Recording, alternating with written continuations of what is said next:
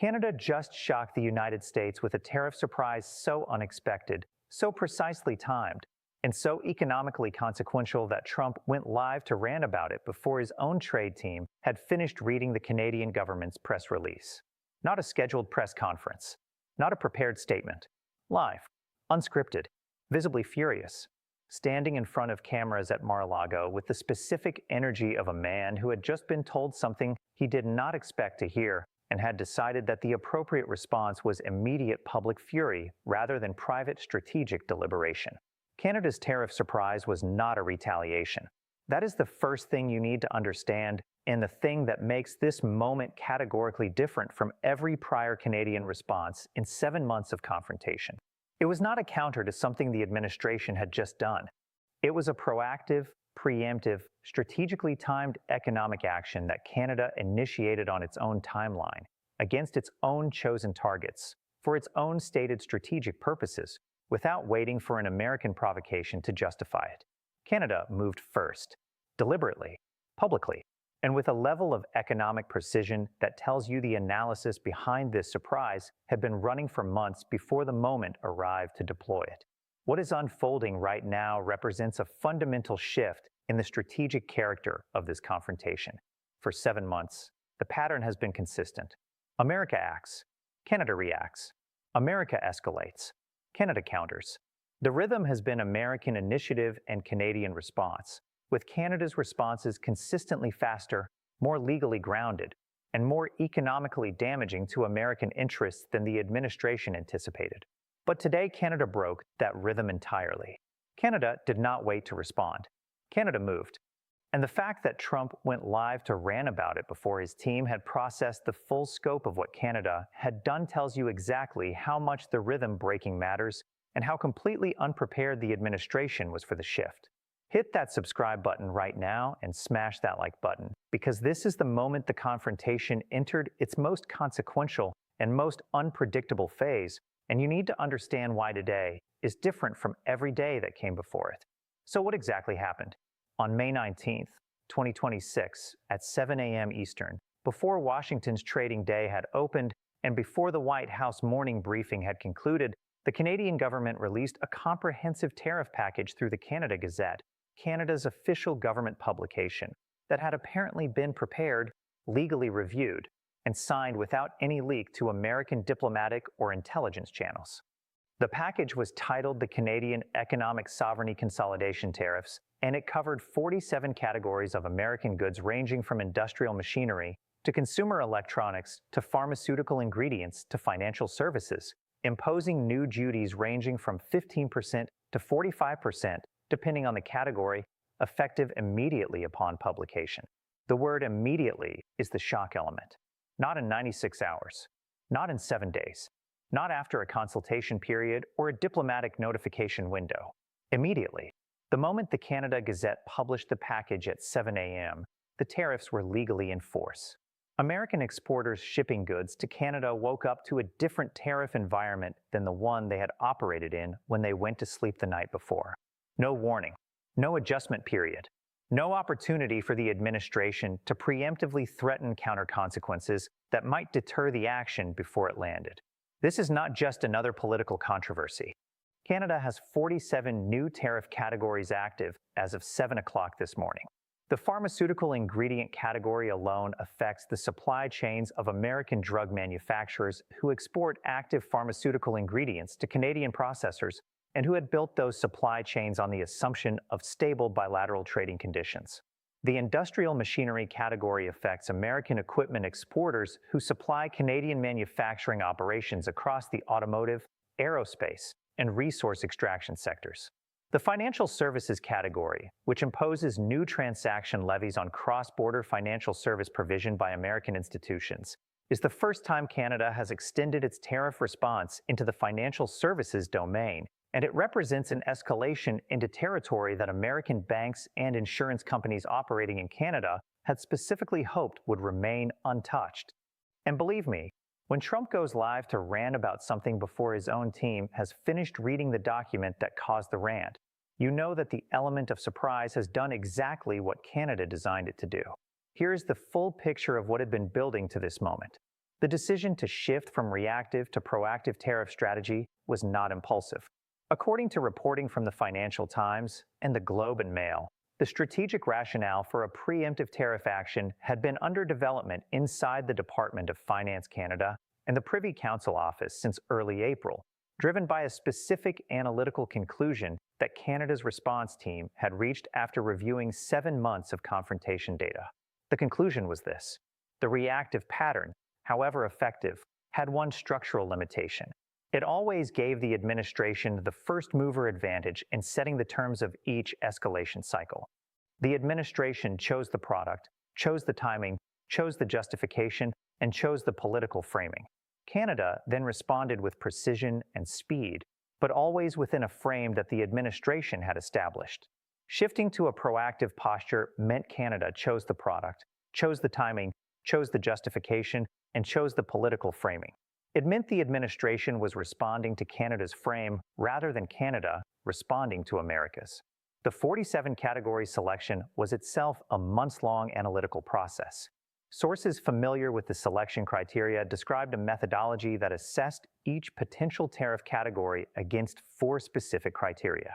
First, economic impact on American exporters sufficient to generate organized domestic opposition to the administration's Canada confrontation policy.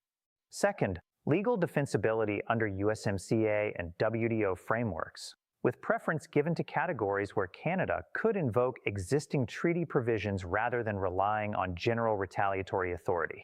Third, strategic significance, meaning categories where Canadian tariffs would accelerate Canada's own domestic development of alternative supply sources rather than simply imposing costs without structural benefit.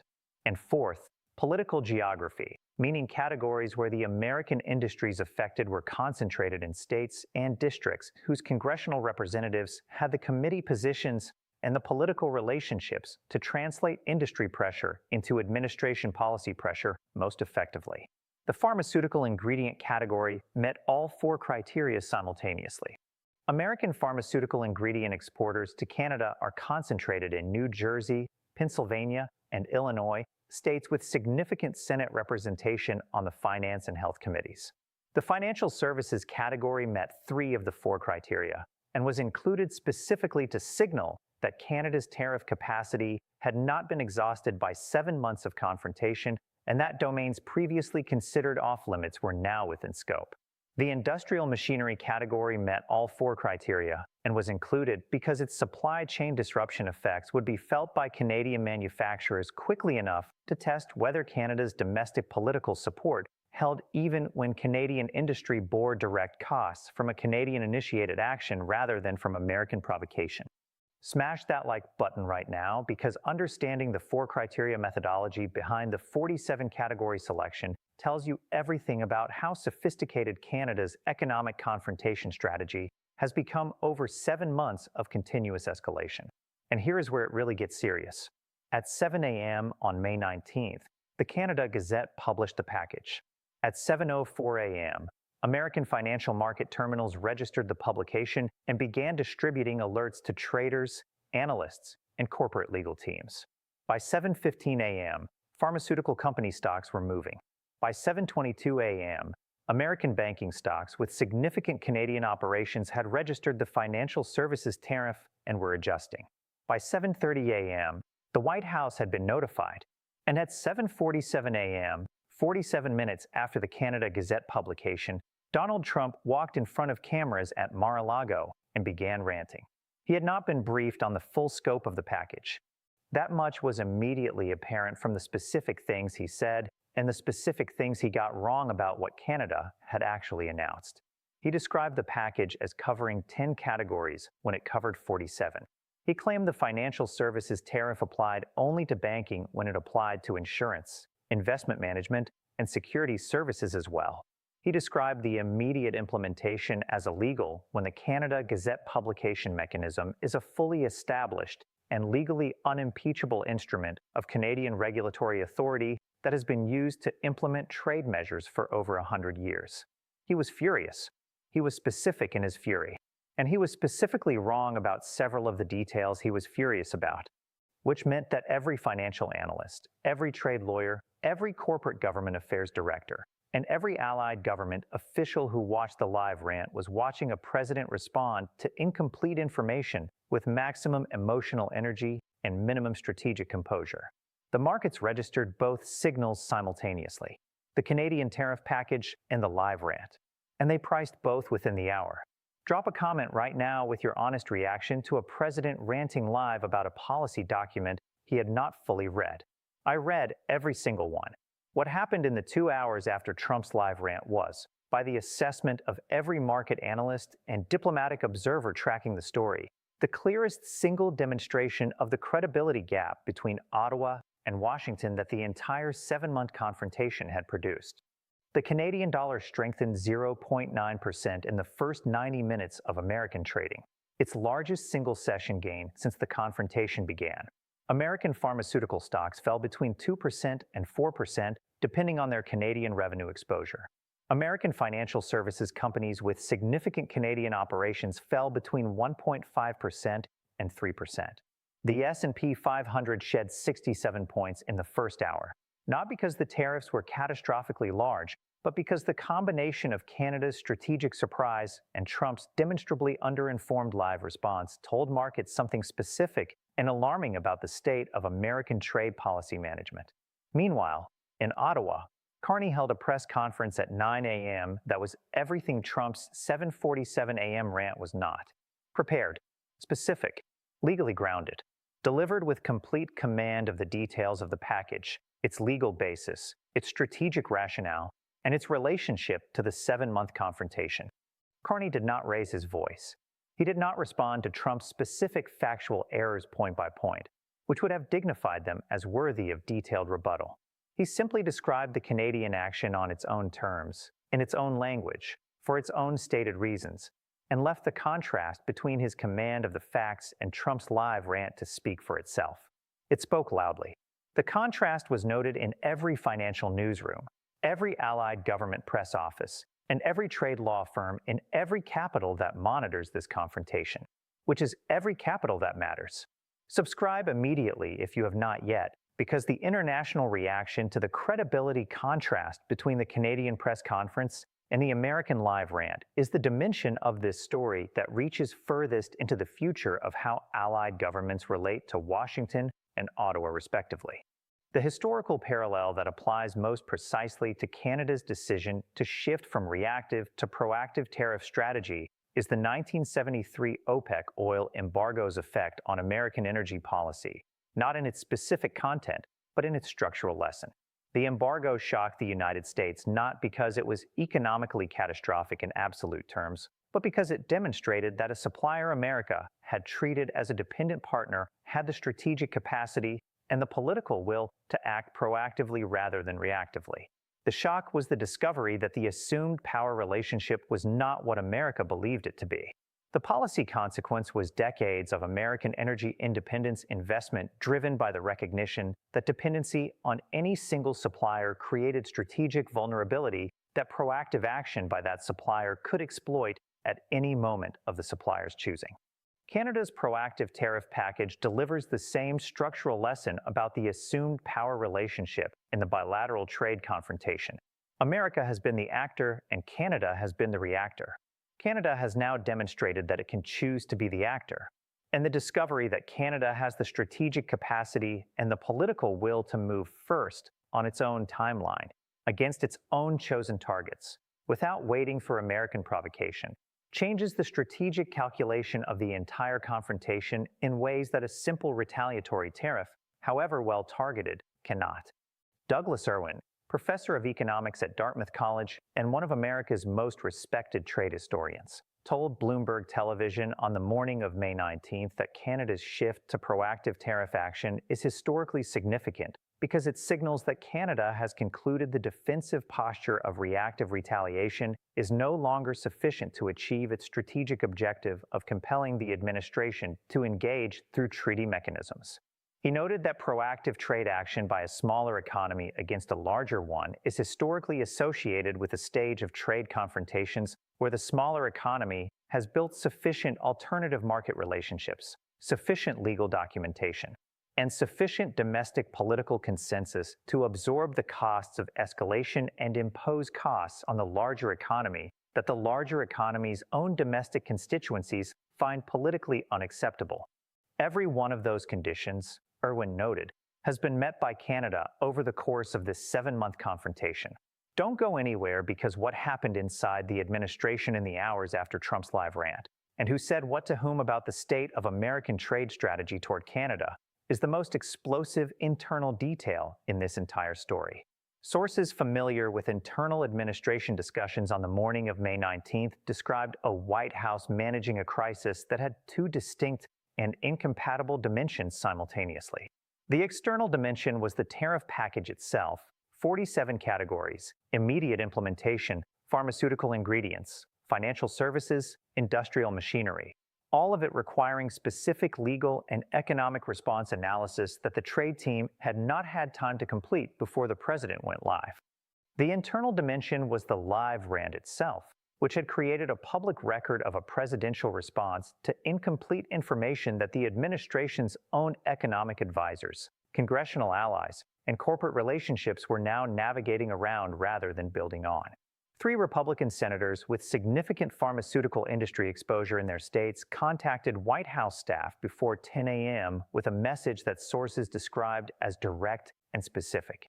The pharmaceutical ingredient tariff was going to generate constituent calls from drug manufacturers in their states before the end of the business day.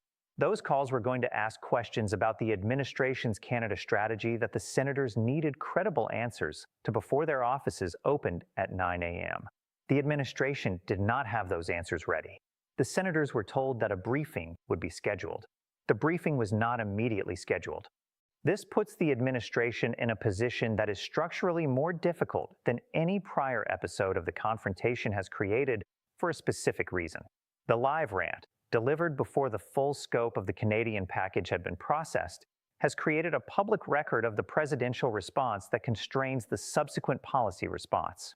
If the administration now takes a measured, legally grounded, strategically considered approach to responding to the 47-category package, the measured response will be compared unfavorably to the furious live rant that preceded it, creating a narrative of administration incoherence.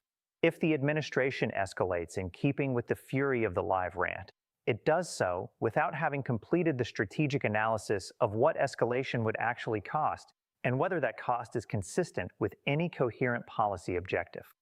Do me a favor and slam that like button right now, because the trap that Canada's proactive timing has set, forcing the administration to choose between incoherence and unanalyzed escalation, is the strategic masterstroke of the May 19th action, and the reason the shift from reactive to proactive posture is the most consequential Canadian strategic decision of the entire confrontation. Legal and political analysts are unanimous in describing the immediate implementation mechanism as Canada's most legally sophisticated deployment of the confrontation. Kristen Hopewell, professor of international political economy at the University of British Columbia and one of Canada's leading trade policy scholars, told the Globe and Mail that publishing the tariff package in the Canada Gazette with immediate effect is legally unimpeachable because the Canada Gazette is the instrument that Canadian law specifies for exactly this kind of regulatory action, and its use removes any procedural vulnerability that Canada's legal team had identified in prior tariff deployments. She noted that the administration's claim that immediate implementation is illegal reflects either a misunderstanding of Canadian regulatory law or a deliberate mischaracterization, and that neither interpretation benefits the administration's credibility with the international legal community that is monitoring every exchange in this confrontation. Even American financial sector voices, which had remained relatively measured in their public commentary throughout 7 months of confrontation, spoke with unusual directness on May 19th. The Financial Services Forum, representing the largest American banks with international operations, issued a statement on the afternoon of May 19th describing the extension of Canadian tariffs into the financial services domain as a significant escalation that required immediate diplomatic engagement to prevent cascading disruption to cross-border financial service flows that both countries' economies depend on. The statement explicitly called for diplomatic engagement rather than further tariff escalation. It was the first time the financial sector, as distinct from manufacturing and agricultural industries, had publicly called for diplomatic resolution of the confrontation.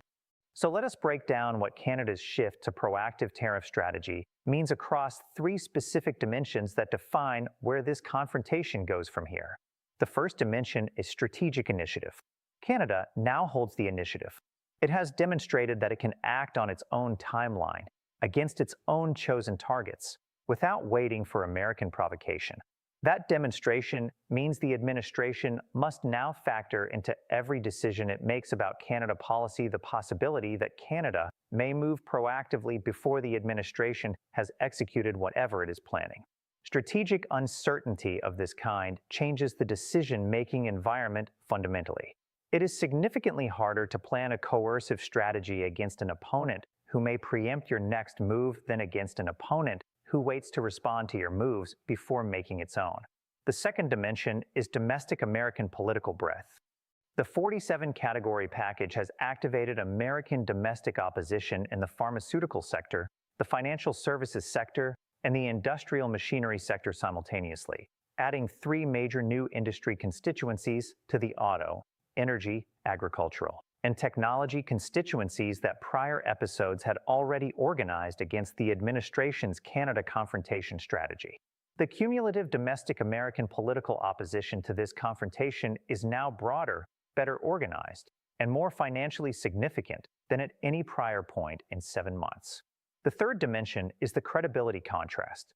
Trump's live rant, delivered before his team had fully processed the Canadian package, has created a public record that every allied government, every financial market, and every American domestic constituency will reference when evaluating the administration's subsequent statements about Canada policy. The contrast between the rant's fury and its factual inaccuracies on one side and Carney's 9 a.m. press conference's composure and factual precision on the other is the kind of credibility contrast that compounds over time rather than fading. Markets price credibility. Allied governments build policy on credibility assessments. The May 19th record adds to Canada's credibility account and withdraws from the administration's in ways that no subsequent communication can fully reverse. Drop a comment below and tell me whether you think the shift to proactive Canadian tariff action changes the administration's strategic calculus in a way that moves the confrontation toward resolution or toward further escalation. I read every comment. But beyond the three dimensions, this confrontation has arrived, through the May 19th surprise, at a strategic inflection point that its entire 7-month trajectory has been building toward.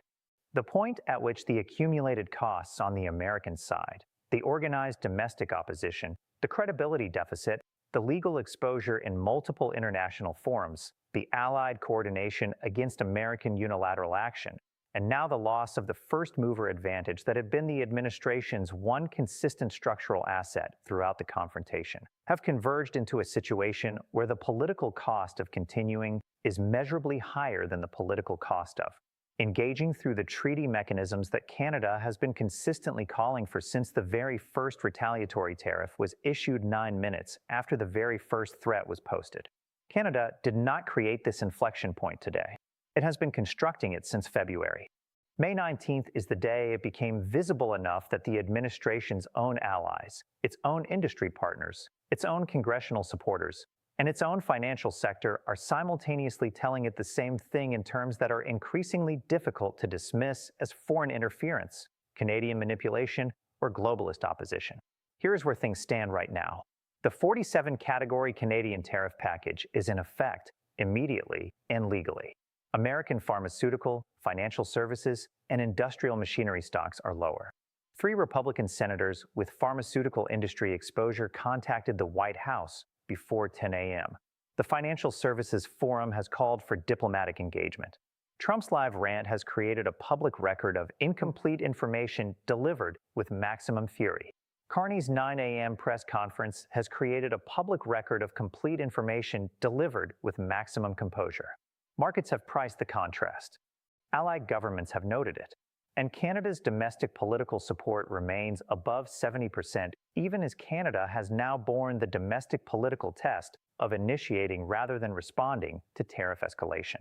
Keep a close eye on whether the pharmaceutical sector's congressional pressure produces a White House briefing response within 48 hours, because the speed of the administration's engagement with its own pharmaceutical industry allies will tell you whether the internal decision-making process has shifted toward resolution or toward continued escalation. Keep a close eye on the financial services sector's next statement, because the Financial Services Forum's call for diplomatic engagement was carefully worded and is likely to be followed by more specific asks if the administration does not respond substantively within the week. And keep a close eye on Carney's next move, because having demonstrated the capacity and the will to act proactively, Canada's strategic team now operates in an environment where the administration must assume that any new escalation may be met not with a reactive counter, but with another preemptive action on Canada's own timeline. Before we go any further, smash that subscribe button so you never miss coverage like this, because the confrontation has entered a phase where Canada holds the strategic initiative and the administration is responding to Canada's moves rather than the other way around. Here is the reality. Canada shocked the United States with a 47-category tariff surprise published in the Canada Gazette at 7 a.m. on May 19th, immediately effective, covering pharmaceutical ingredients, financial services, and industrial machinery, selected through a 4-criteria methodology that had been running for months. Trump ranted live at Mar-a-Lago at 7:47 a.m. With incomplete information and specific factual errors, markets priced the credibility contrast within the hour. 3 Republican senators called the White House. The Financial Services Forum called for diplomatic engagement. Canada's domestic political support held. And the confrontation entered a strategic phase in which Canada holds the initiative. The administration is responding to Canada's frame, and the accumulated domestic American political opposition to the confrontation is broader, more organized, and more financially significant than at any point in 7 months of escalation. The stakes have never been more clearly framed. The strategic initiative has never more visibly shifted. And the distance between a live rant delivered before the briefing was complete and a press conference delivered with complete mastery of every detail has never more precisely illustrated why 7 months of this confrontation have produced the outcome they have produced. The question that May 19th puts before the administration is simple, direct, and more consequential than any question the confrontation has previously forced it to answer. Does it respond to Canada's proactive action with the strategic analysis and a diplomatic engagement that its own industry, its own Congress, and its own financial sector are calling for? Or does it escalate again, on incomplete information, into a phase of the confrontation where Canada holds the initiative and the American domestic political costs of continuation have never been higher? Pause for a second and hit that like button if you are finding value in this coverage. And subscribe right now if you have not yet, because the answer to that question is coming, and when it arrives, it will define whether this confrontation ends through resolution or escalates into consequences that neither country planned for, and both will live with long after the specific disputes that started it are forgotten.